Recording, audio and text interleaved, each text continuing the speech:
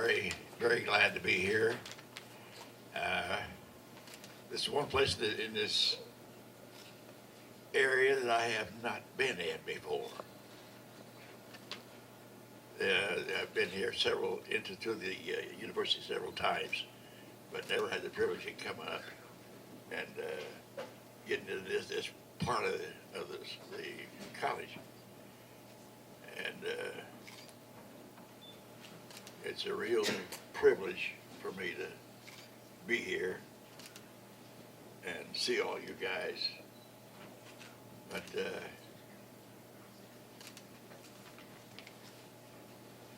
if anybody has any questions or something like that, they want to render, I'll see what I can do to finish up. Warren, do you want me to just give him? Yeah.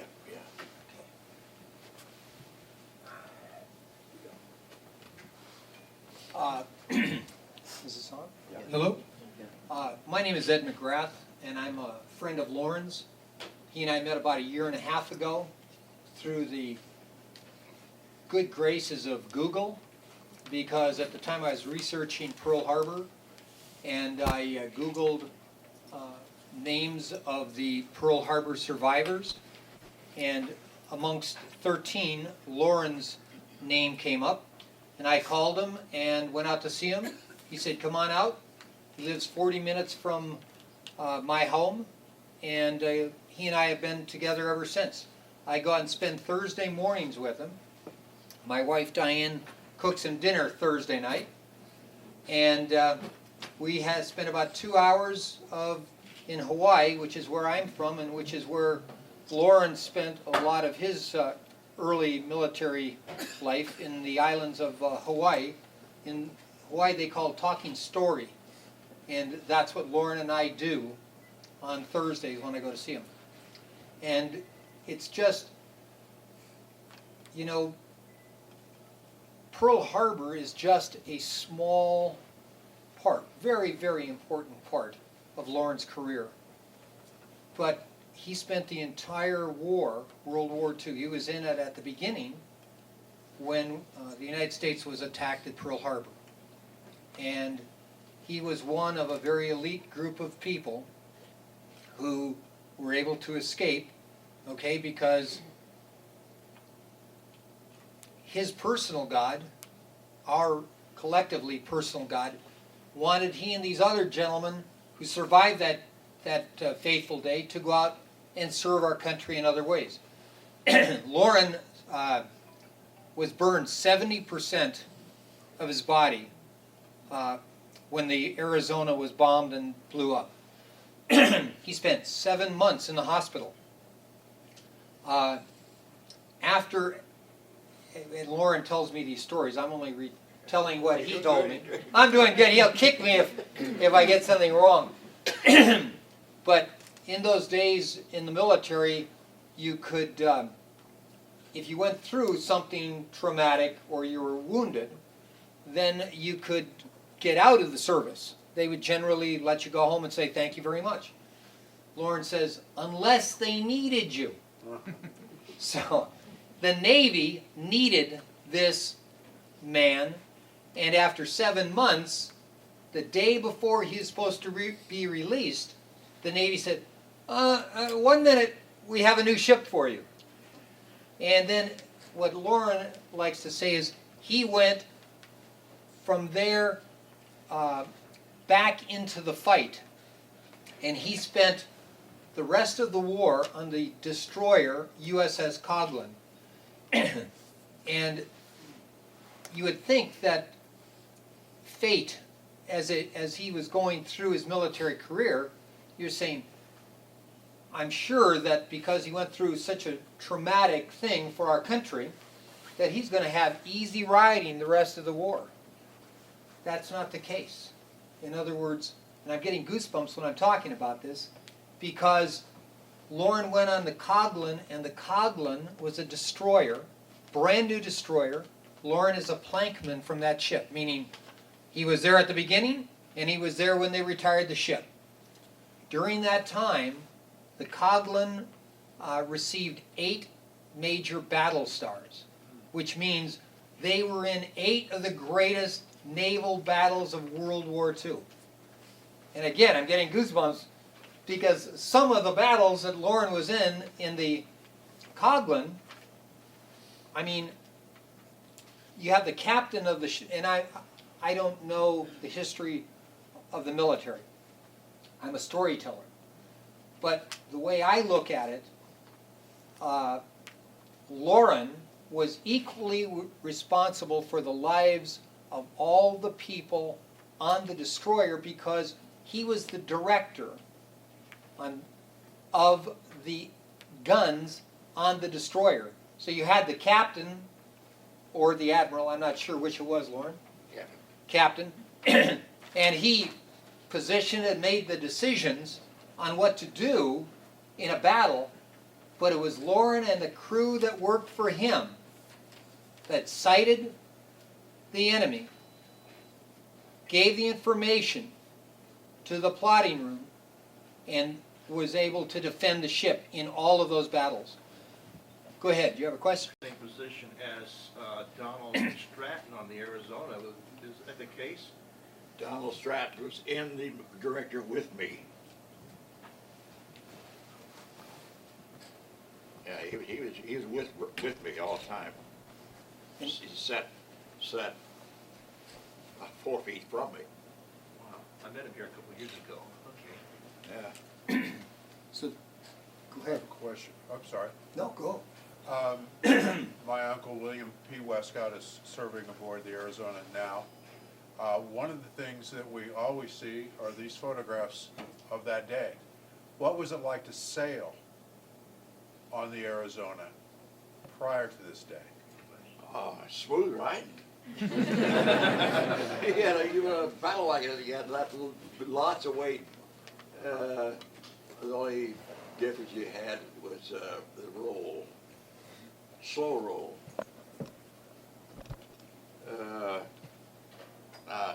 After 3 years of that, they put me on this little destroyer, and you're like jumping from peas in a wash machine. Yeah. I think you're all over the place.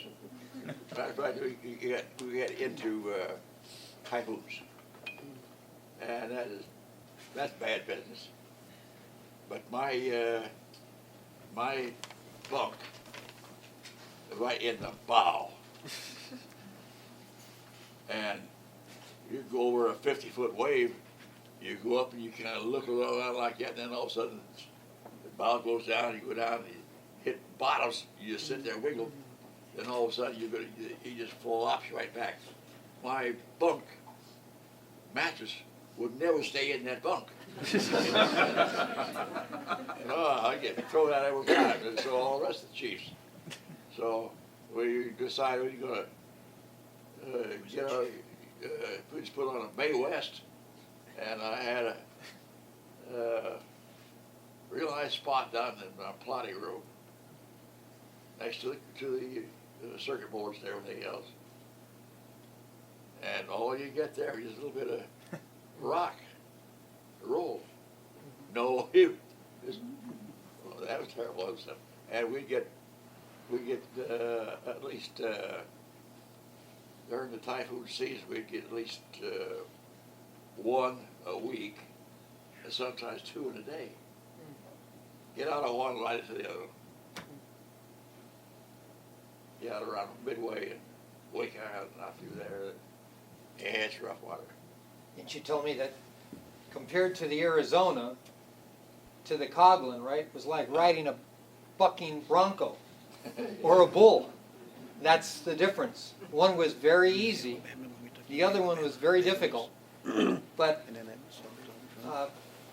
tell them how you liked the Coghlan versus the Arizona. Not just the Arizona, because that's special, but a battleship. I mean, they're night and day different. The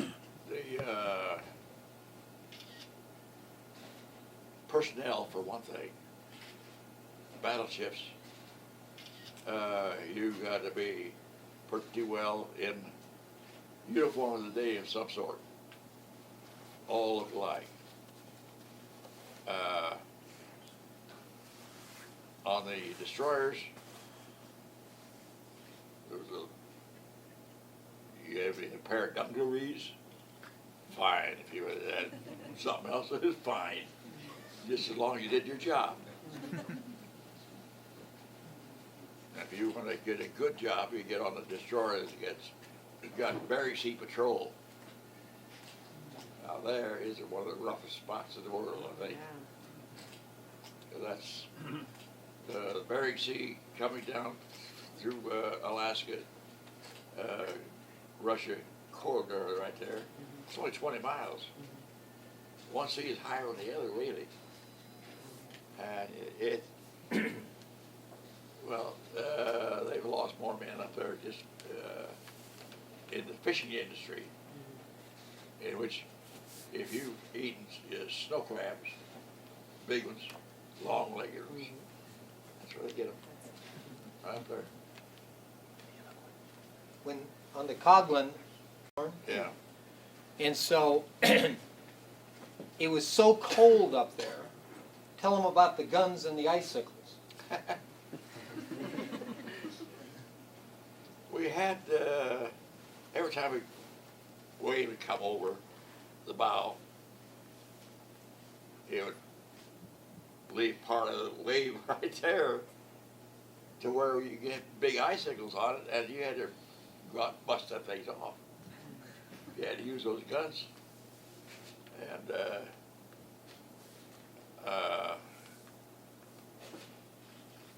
another little ditty there, torpedoes, sensitive. The torpedo director was only about maybe 2 foot square. You could not keep that thing dry inside. So, I had to just line up some of my guys, and they get all the clothes they could get on, and they put them one man at a time out there on the nuts, bolts. It was only about 2 inches apart, all around that thing, just any way to hold that darn thing together. But you couldn't be out there more than 5 minutes. Your fingers was frozen. So he just run by the line up there. Go out and work in 5 minutes, then get back in and thaw them out again. Cody, where's Cody?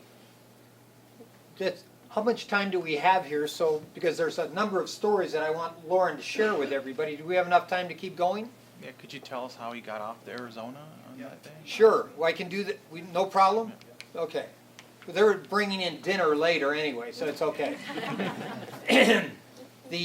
Before I do that, well, I'll go back and I'll say the Purple Heart that Lauren is wearing, okay, was given to him by Commander Nimitz, okay?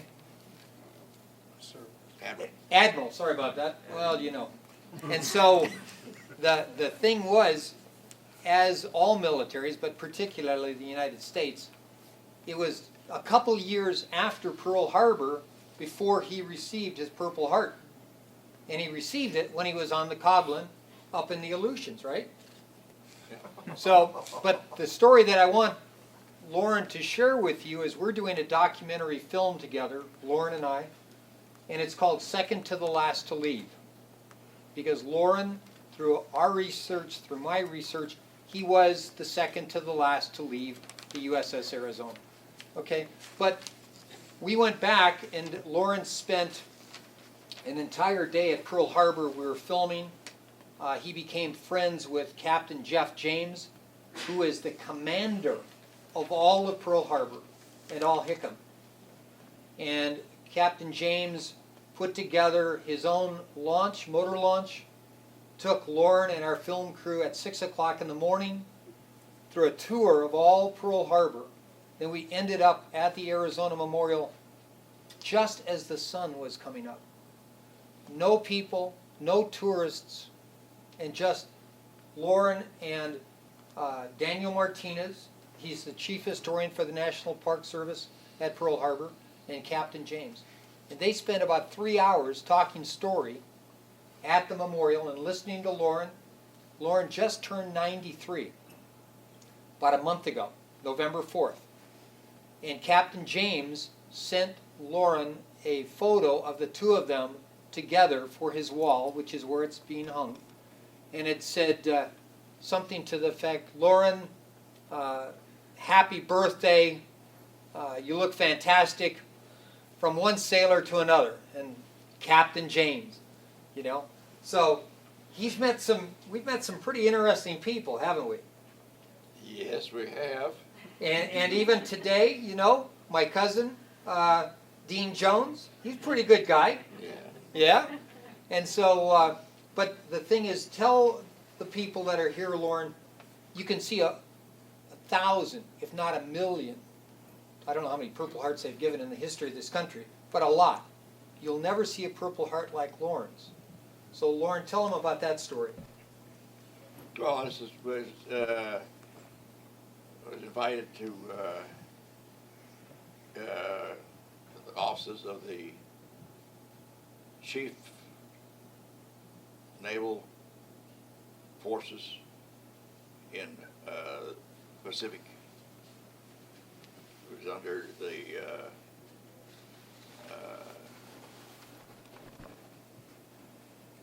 Pons? Admiral Pons. And we got quite a session going on there for a while. Kind of find out that he was from the deep south, and he loved his chicken. Well, the started all off when we got just found out that chicken, and I had to tell him what I went into. Right at the end of the war, cooks all decided they were going to have a celebration here. It's on the Coglin. Yeah, on the Coglin. And but they had to go down into the freezers and get the chickens and stuff out. And one of the cook asked me if I would send him a couple of men to help him. Okay, there's one thing there is if get it all done, food, I got to have all the giblets. And one of the people in there said, "What's giblets?" Yeah, I said, "Good Lord," he says, "I'm from the South, I know what giblets is." But anyway, my two fellas set up to him, but yeah, they'd help through there. But one of them came back and he says, "Chief, better come down and take a look at these." I said, "Well, I don't need to look at them. The cook said," he says, "Okay." "Oh, you better look at it." Okay, I come down and I looked at them. They were in wooden crates, all done up there, just crated and papered and whatnot. Open it up and look at it, and they were frozen. They were just black, blue, red, everything skin. Well, don't know. And the guy turned the box around. Back in 1918. And the cook says, "Well," he says, they're still good. They're still good. That's all we got. I said, "Well, that's all we got, then by God, we'll eat them." Well, they turned out very good. But from the last shipment of somebody had come to the bottom of the freezer to get those two cases out. 1918 chickens. And this was in 44? 1945. 45. So, so then tell him you were telling Admiral Pons about this story because he was from the South. And then what did he say and what did he give you? Oh, he told everybody that when he found out nobody wanted what giblets was, he's from the South. By golly, he had all kinds of giblets. And anyway, that's all just that you probably know what giblets is anyway. That's all the hearts, gizzards, and everything that goes into your gravies or something like that now. Anyway, after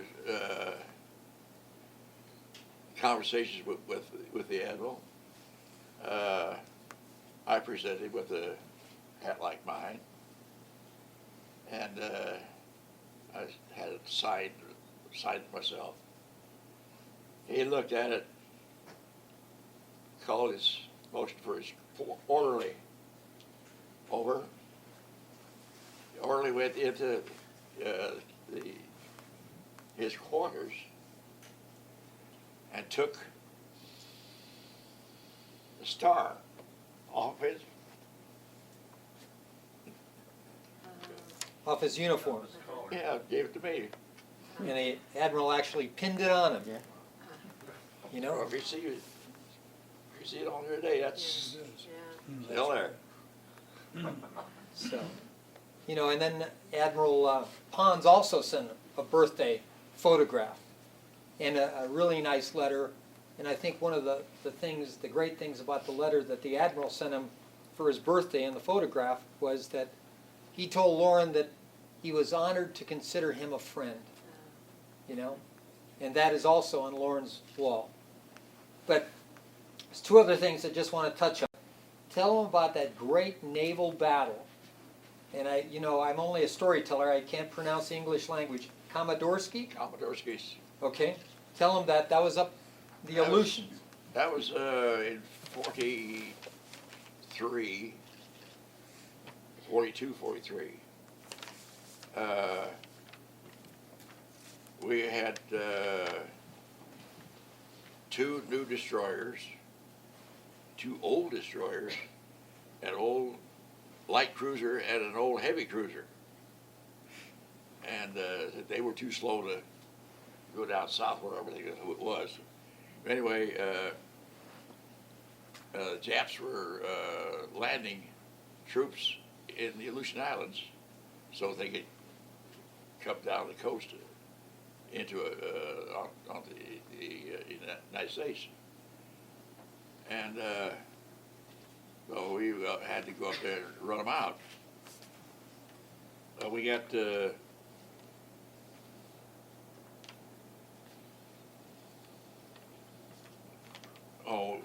it was I think it was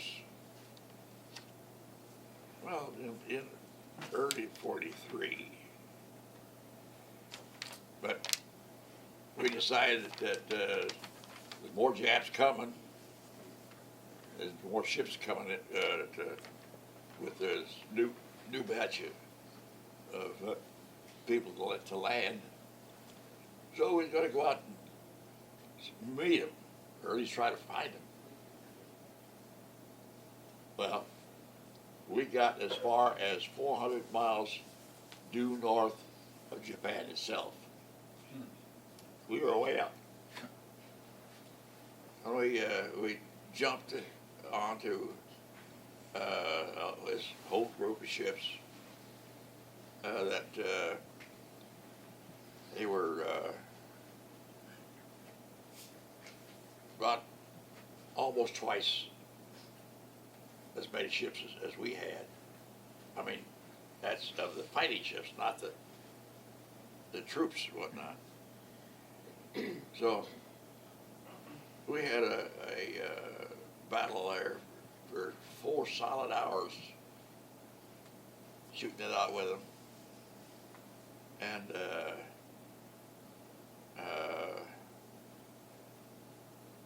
we finally got down to the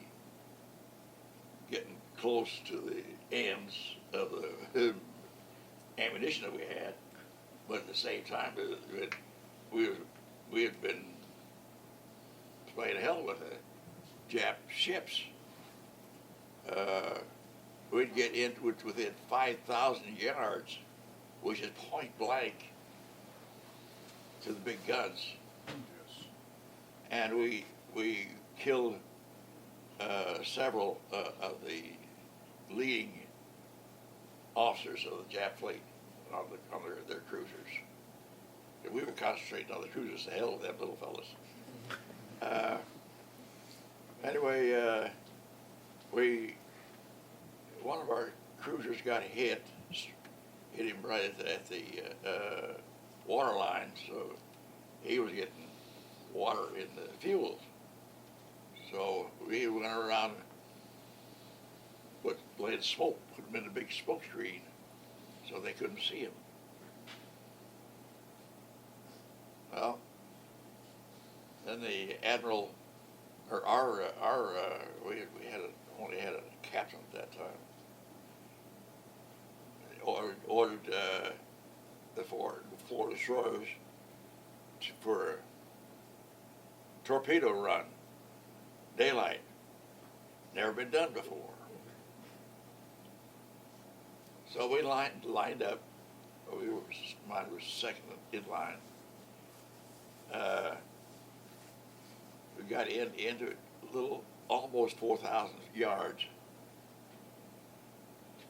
and then turned,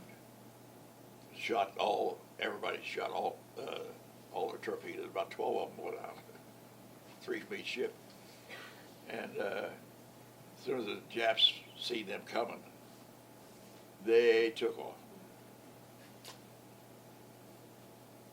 We went back behind the smoke screen and laid out for a while, see what was going to happen next. We didn't expect them to come from steaming right on through, but no.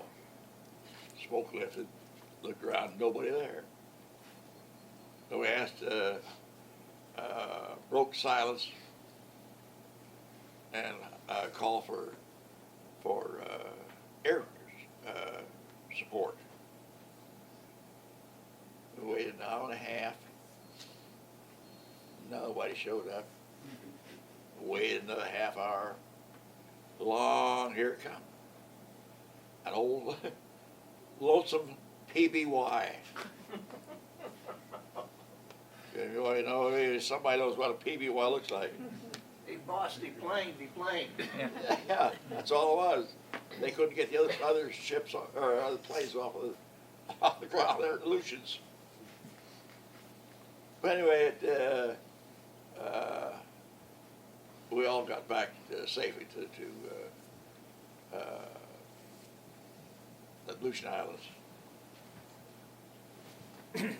Let me just go, we'll back up a few years. Lauren joined the Navy after he graduated from Elma High School, which is a very little town up in Washington State. As a matter of fact, just 3 weeks ago, Lauren, for Veterans Day, was the Grand Marshal of the Veterans Day Parade in his hometown where he grew up. He went back to his high school and talked to the high school who stayed to meet him that afternoon. And that was the first time that he had been back to his high school since 1938. But the Navy would not take him at 17 years old. So he had to wait for 10 days after he turned 18, and then they called you, right? And they said, okay, you're in. Yeah. And then they shipped him by train down to San Diego, where he took boot camp. And then after 4 months, 3 months of boot camp and 1 month of peeling potatoes, something like that, right? Yeah, you were in limbo waiting for the transportation. Your orders, yeah?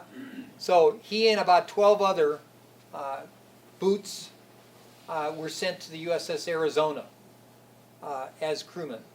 And that was in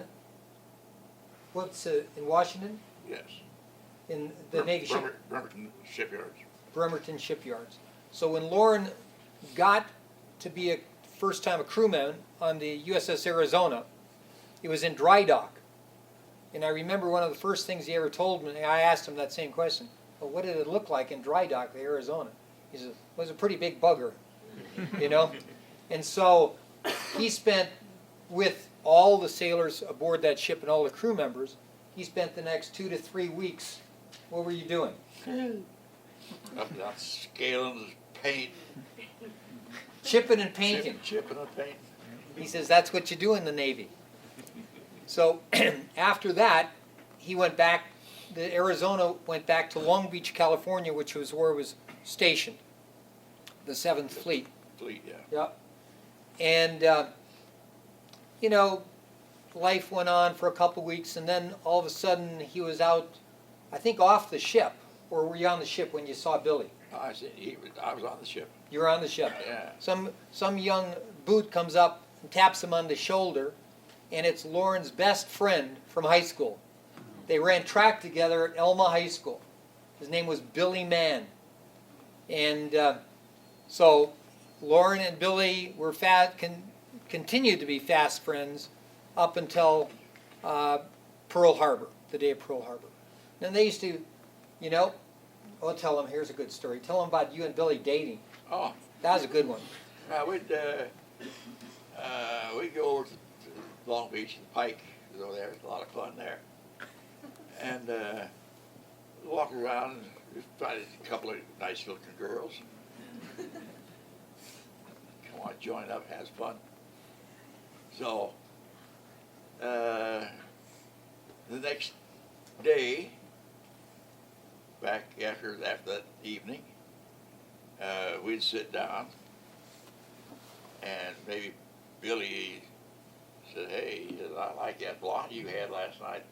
And I said, "Oh, well, your brunette was pretty good too." We'd switch. Switch partners. We did quite a few times. It's funny, Billy found one, he's going to stick with that one for a while. Okay, well, that broke up that double dating stuff. That was a lot of fun, though. Then Lauren had an opportunity that I think it was fall or I think it was early spring to go to, remember, he's just 21 years old. He's even 18 at the time. And then he had a chance to go to a school to elevate his rank in the Navy, and he went to fire control school, correct? Yeah. Up in Northern California. And that's when he learned to become a key player on the director of the Arizona and of the battleship. And what the director is, and you tell me because, you know, I'm only a storyteller, you're the expert. The director is responsible for sighting the enemy, okay? And in those days, it was primarily ships, not necessarily airplanes, but eventually it was airplanes as well. So Lauren and his crew, including Don Stratton, okay, they were on the director, and what they would do is Lauren would they tell you, or a spotter would tell you where to look? The spotter, we had an officer that go this one to the other direction. And then we would, it was up to us to get the direction, speed, altitude, and everything else of the ships by using a computer that we had. And computers in those days wasn't like today. Today, they're like ours was 30 inches wide, 35 inches tall, and 4 foot deep. Completely full of just nothing but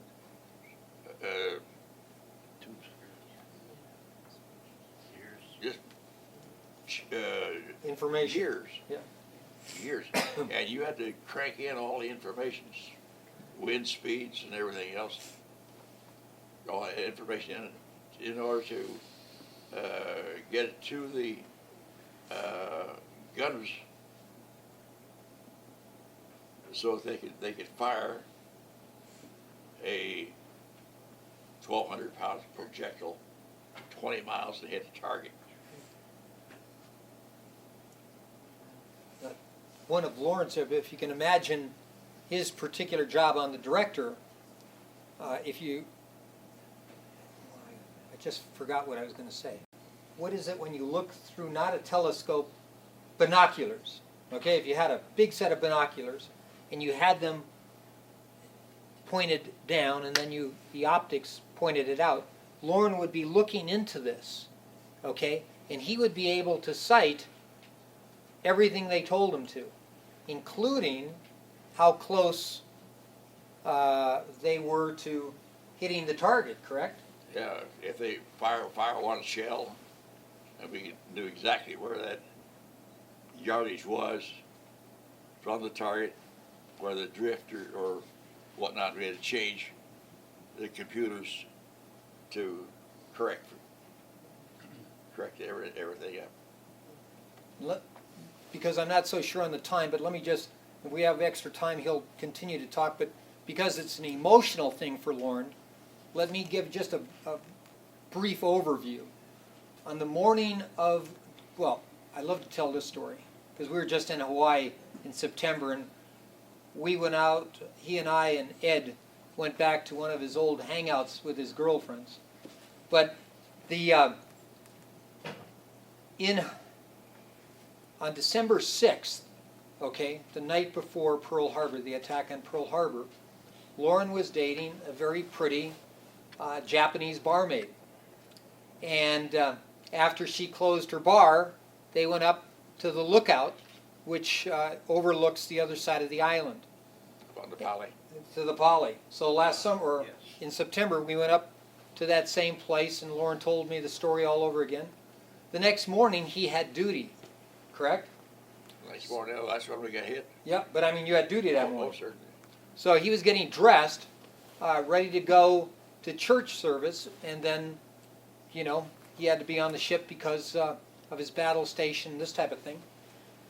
And so he had on a pair of shorts and a t-shirt and his shoes when the battle alarms went off, letting everybody on the ship know that they were being attacked.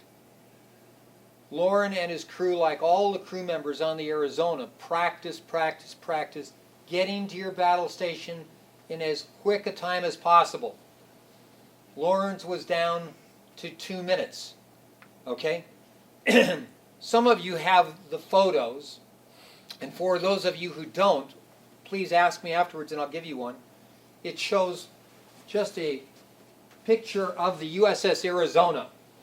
And this was the afternoon after it sank. Lauren has circled his battle station, okay, at the top of the ship. Now, what that battle station was is there's the crow's nest on the very, very top, and then I believe below that was your battle station, the director, huh? Yeah. And then after that was the admiral's bridge, and after that was the captain's bridge, and then everybody else below it. The fact is, destiny had Lauren at that battle station, gave him the job of being a director on that particular battle station. So when the battle alarms went off, Lauren, with the rest of his crew members, raced to his battle station. Now, let me tell you, the Japanese pilots were very good, and they were strafing the entire Pearl Harbor. So they were strafing the Arizona as this man, along with the rest of his crew, were running to their battle stations. The difference is he had to climb upstairs, what, 80 feet? 86. 86 feet, okay? And he could hear and he could see these planes, enemy aircraft coming in. You know, it's one of those things like he ran track in high school. It's like just when you get to the finish line, right? You think, I got it. A bullet Got it. got it. Yeah, a bullet got it. Right in his leg. Okay, just as he is about to enter the door of the director. And I asked him, I said, Lauren, what the hell did that feel like? He said, well, it felt like if somebody took you with a hot poker, just ran it across your leg. But he said, I was so pumped up, I didn't even think about it, right? Didn't.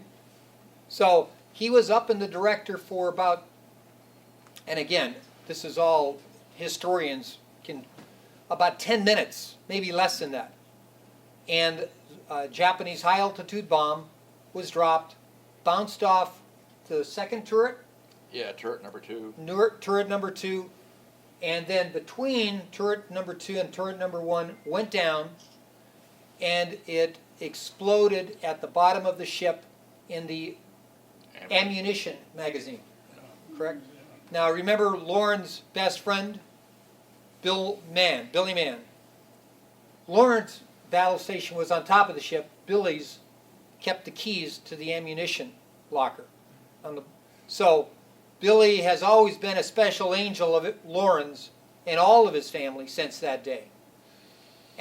When that happened, the ship completely was engulfed by a fireball, the likes of which I've seen actual film of it. And when you see that, and because I know Lauren so well, I think, how in the hell was anybody ever able to survive that? But 300 and some men did survive it. This is one of... Well, that wasn't exactly true there. 348 men were not all included. The officers, chiefs, high-rated petty officers had their wives and whatnot over at the barracks quarters on the beach. How many of them, we don't know. But we know that it wasn't too many of us left on the ship itself. You mean as far as survivors go? Yeah. My research indicates there was probably around 90 survivors from the actual ship that were able to get off the ship. Now Lauren, Don Stratton, and 4 other crewmen from the director, the ship is completely engulfed in flame. This gentleman was burned over 70% of his body. Don Stratton was burned, all the people in the director, and the thing that saved his life, a number of things, 3 things I'll tell you about. The director above the captain's, or above the admiral's bridge was on a metal platform, correct, Lauren? Okay, so when the fireball came up from the depths of the ship, it hit that metal and it went around it, and then it came into the director from the sides. Everything below that, 90% of those people perished. Okay? So you've got this gentleman, the ship is sinking, fire all over, and the metal from that picture is so hot that if you touched it, you'd burn yourself. And he and his fellow crewmen were out looking for a way off. Now the first thing I told him, not knowing anything, or I didn't tell him, I asked him, well, Lauren, couldn't you just jump in the water? He said, no, you hit the deck. Because it was, how many feet from your thing to the water? 40, 50? Sideways. From my Sideways. In other words, from the director. 86 feet. No, I don't mean that. If you jumped off the director trying to make the edge of the ship the water. Oh. You see what I mean? Yes. Yeah, you were approximately 37 feet. So there's not much chance, even though your brain tells you want to jump. His brain said, I don't think so. And so did the rest of the people that were with Lauren. So they were trying to figure out a way. You've got to remember, these people were absolutely, totally burned. There was a repair ship, as Lauren mentioned, called the Vestal. And it had been moored next to the Arizona for a time. They were installing new counters in the kitchen for that weekend, but they didn't have to start until Monday. Anyway,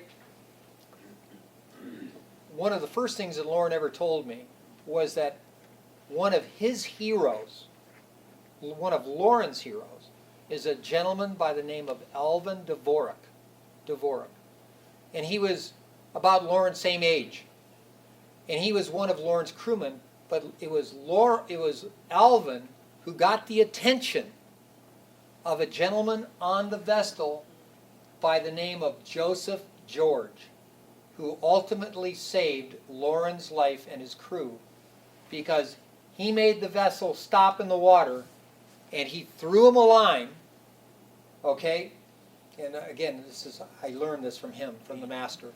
A monkey fist, which is a piece of metal with a rope tied around it. They threw it to Alvin, and he was what class? Because he knew how to tie nuts. He was second class boatswain. Bosun, okay, so he knew what he was doing. Then they pulled a larger line from the vessel, okay, and they tied it up, and Lauren and each of these men went hand over hand over hand over hand to the vessel where they were rescued. Once the last person got over there, they cut that line, and they took Lauren and Alvin Dvorak to the USS Solace, which was the hospital ship moored in the bay. But let me back up a second. Alvin Dvorak was Lauren's hero because he saved his life. Through my knowledge of Lauren and this type of thing, Lauren thought that Alvin had probably perished 2 or 3 days after that because he's burned over 80% of his body. In fact, the military hospital at Pearl Harbor decided to send Alvin Dvorak back to San Francisco on the first ship that was commandeered by the Navy to transport people that were hurt badly. Alvin Dvorak passed away 17 days after the attack on Pearl Harbor on Christmas Eve. The beautiful thing is, I've read the accounts of a Navy nurse holding his hand at 4 o'clock in the afternoon on that afternoon. And she wrote in her diary what it was like for this man. But then jump back a second, when this man got to the USS Solace with Alvin, they walked up the gangplank and they were met by a Navy nurse, corpsman, and maybe a couple other people. And the nurse, first thing she did was give him a shot of morphine and then put a mark on his forehead in lipstick to signify not to give the guy another shot of morphine. You see what I mean? And so Lauren says at the time, he couldn't even remember them cutting the rest of his clothes away because he was out. And then a couple days later when he woke up, the doctor, I'm not sure I want to go to this doctor, but the doctor advised Lauren because his hands were charcoal, burnt that badly. You tell him. Tell him a story what the doctor told you. Well, he come in and he says, hey, he says, those are not going to be any good for you anymore. You want to amputate the last 3 fingers, both hands. I said, no, you ain't. Do the best you can. And they're still good. And that's how we got here today, and I just was notified by my wife who gave me the okay, on behalf of Lauren, and I'll let him express that as well. Thank you guys for coming today and meeting a true American hero. I feel privileged to call him my close friend, and I hope that you, through your life, will be able to recount this afternoon to your children, your friends, and your grandchildren that you actually met, knew, and were a friend of Lauren Faye Bruner from the USS Arizona. Okay?